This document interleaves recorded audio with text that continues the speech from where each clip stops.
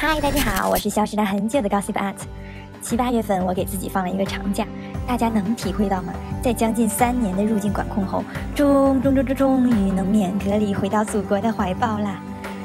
这玩的一激动就没顾上做内容了，此处大家忽略一下我还在激动的心情吧。这次回国往返坐的是我最爱的卡塔尔航空，没有之一。这里说明一下，没有做广告，人家卡航也不需要我做广告了。去年世界杯的时候，我分享了一篇卡塔尔如何在中东甄嬛的带领下，在自家沙漠里发展艺术的。这次借着乘坐卡塔尔航空的机会，我头脑一发热，决定选了在多哈机场超长的转机时间，去城里看看那些建筑大师们操刀重金打造的博物馆。先说一下9月份的中东地区，依旧是一个大火炉。我是顶着室外40多度的温度拍外景，又顶着室内25度以下的冷气拍内景。现在想一想，我也真的是头脑发热。这种魔鬼般冰火两重天的环境，让我当天就感冒了。废话不多说了，第一站是法国建筑设计师 Jean Nouvel 设计的卡塔尔国家博物馆。这片沙漠中的玫瑰，如果不是室外40多度的高温，看一天都不腻。建筑的整体造型，请看俯拍图。现场是人在建筑中看花，它的立体结构带来的美感能够从多方面给人震撼，但是这都比不上当地的天气给我的震撼更加强烈。哎呦我的妈！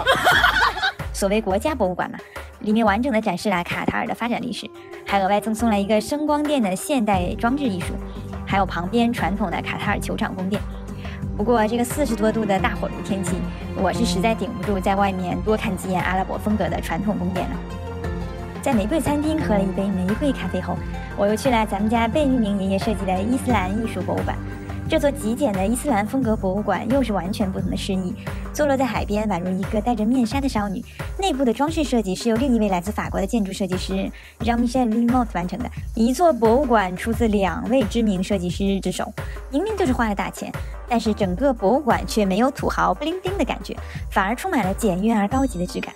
这座建筑里展示了不同时期源自各个伊斯兰国家的古董文物，逛累了还能在这个波光粼粼的咖啡厅休息一下。本来我计划再去一个博物馆的，但是这种外面是火炉，室内是冰窖的环境，让我逛到下午3点就实在撑不住了。我曾经一直以为自己是个十分能抗热的人，无奈之下我只能订了一个酒店去休息，洗了澡又小睡了一会儿。到了晚上6点以后，太阳落山了，去古老的市中心集市看一下卡塔尔的传统市场。想不到在这个100多年历史的中东市场里，竟然还有一个法国现代雕塑家凯撒的大拇指。9月份还是真的不建议大家来中东。晚上的气温还在36度，而且明明就是海边，依然感觉像3伏天蒸桑拿一样的闷热。就很好奇这些当地人是怎么生活的，大晚上还能在市场上吃热煎饼和烤肉，配上阿拉伯传统的薄荷茶，我都热到要中暑了，只想喝各种冰水、冰果汁。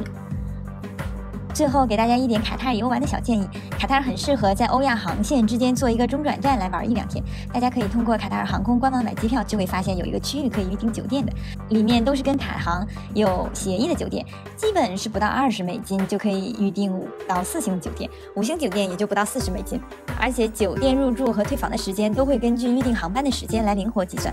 不必一定要在下午2点后才能入住，中午12点就要退房。可以用白菜价格享受十分优质的酒店体验。由于我是当天才临时起意要订酒店的，所以没享受到这个卡航的福利。有计划在多哈玩时间长的小伙伴们，建议提前3天以上预订，因为福利房间数量有限，早下手能保证撸到好羊毛。中东地区的水比油贵，所以在多哈城市里面的景点基本可以用 Uber 来解决交通。说实在，卡塔尔全国的面积也就是2/3个北京那么大，而首都多哈只有130多平方公里。市区景点都比较集中，他们的 Uber 起步价大约只需要17元人民币，基本就解决了室内单程的费用。喜欢看博物馆的，除了我这次分享的2大主要博物馆，还有321奥林匹克和运动博物馆，还有在大学城的阿拉伯现代艺术博物馆。详细的介绍可以回顾我去年年底分享的这篇视频。如果你没有太多的时间，可以选择转机刚好超过6小时的航班，然后参加卡塔尔航空组织的3小时左右的多哈游，简单的感受一下当地的气氛。如果你喜欢沙漠冲浪，也可以在卡塔尔航空的官网找到合适的沙漠游项目。注意哦，不要随便在机场的出口听信那群打工仔的忽悠，他们的存在就是为了割游客的韭菜。比如我就是在机场出口随便叫了个的士，结果后面发现的士的价格是 Uber 的2倍多，那个司机还在路上不停地给我推荐各种沙漠游的项目。最后的一点就是不要在夏天，哪怕是已经立秋的9月份去中东旅游，因为作为游客想在户外拍照真的是太热了，室内的冷气又是在过冬天，相比之下还是冬天更加适合去中东游玩。最后的最后，大家看在我已经感冒的份上，点赞加关注吧，下集会有更精彩的内容哦。我是Gossip@，关注我，带你探索艺术世界的八卦绯闻，还能少走弯路，少割韭菜。